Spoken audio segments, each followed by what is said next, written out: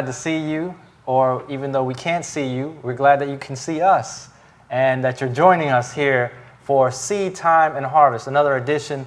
Now, before we get started, Sharice, can you remind us again what we looked at last time we met? Well, the last time we came, of course, we talked about tools. And we looked at how we can maintain our gardening tools. Now we know that summer is over and the crops are dwindling down, but we need to keep our garden tools clean and stored properly so that they can last us for many growing seasons to come. But don't put them away just yet, because today we're going to talk about how we can start our fall garden. Yes. Isn't that right? Absolutely, because we want to continue gardening. We have to eat all the time, not just in the summertime. In the fall time, we have to eat as well. Now, before we look at that, at the idea of even choosing the right location, that's what we're going to talk about first. In Luke chapter 14, verse 28, it says the following: "For which of you, intending to build a tower, sitteth not down first and counteth the cost, whether he have sufficient to finish it?" And so we want to make sure, just like the Lord tells us here, the principle that we should plan things out before we do them. That's right. And so we want to look at that. Now, there was something that we did because we didn't quite follow this counsel. And what was that, Sharice? Well, initially when we just got our home and we moved out, we were very excited about starting a garden. And we didn't really take time to plan out where we should have our garden situated. And so we made a big mistake. We got a lot of raised beds, some good soil, rich soil. We put them under a pine tree.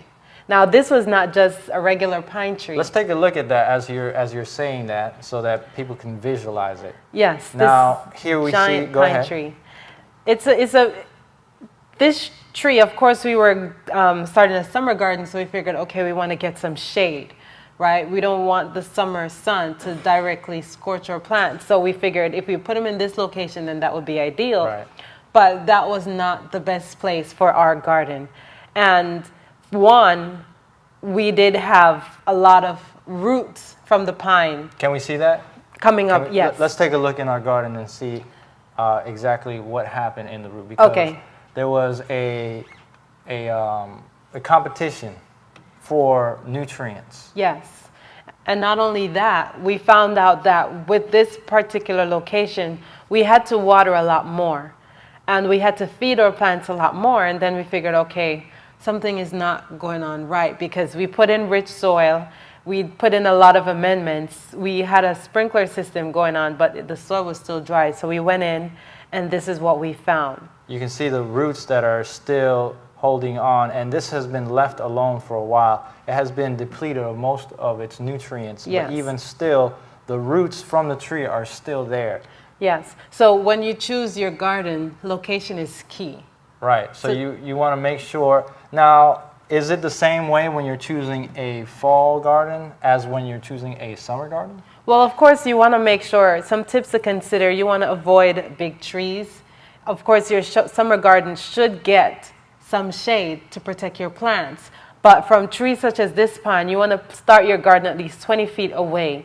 It will still get some shade as the sun begins to set, but you will not have as much competition from the roots, these invasive roots going in your soil and leaching the nutrients from your soil. Let's take a look and see in our garden once again the location that we chose for this example of where to pick a spot in your garden. You can see that the trees are further away. If you look in the background, there's a small tree that is there. Those are citrus trees that we planted, and the butterflies are there. You were trying to shoo them away because they were laying eggs. They were laying eggs on the citrus. And there you are looking at the butterfly again. And as you can see, it's further away from the trees. We want to get away from these trees because they are invasive. Yes, and I don't know if you saw that, but there was a small citrus there that were planted within the drip line of the pine tree. And then there were a few that were planted farther apart. And we could clearly tell the difference. Maybe we could go back to that another day and show that. Right. But the difference in size, it was significant. So we see that the trees, the roots from the trees does play a factor. So when you're choosing your location, you want to make sure that you give yourself space. Choose an open location. Of course, the winter is coming, so wherever you put your garden, you want to make sure that it gets the most of the sunlight. Right. You know, that heat during the day. There was another factor that we have to look at when we talk about soil, or even location, the soil. Yes. And if we take a look again in our garden, we'll see here that even the place that we chose, that location, you can see that the soil there is depleted. It's sandy soil, has no nutrients. And that's because there's so much rain in Florida where we are in our area that all the nutrients get depleted from the topsoil. Mm-hmm. And so this is what we get. Right, Cherise? That's right. And of course, we talked about the structure of the sand. The particles are so large that whatever you put in it, it will just take a few moments or few months for it to leach through. So, of course, you want to consider when you're choosing your location, you have to consider, okay, how much am I going to have to put in to work in that soil so that I can have a productive harvest? So if we wanted to plant in this spot that we chose here, it has no trees, it's open, what would we have to do? Well, of course, you have to develop this soil. You're going to have to add some, whether good dirt, or you're going to have to add some amendments to it to make sure that it's productive. Okay. All right. Why don't we do a demonstration here? Let's take a look at what we did, and let's talk about it. All right. So here we're digging up now the lot that we chose, and we're trying not to disturb too much of the ecosystem, because there are microorganisms that are in the soil that we do not want to disturb. We want them to continue to thrive.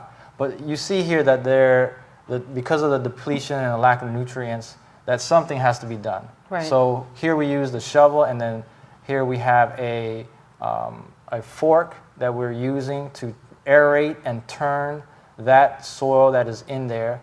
And then we're going to add some better soil so that we can feed or add to the nutrients. Right. And once we do that, we're going to continue and use our shovel.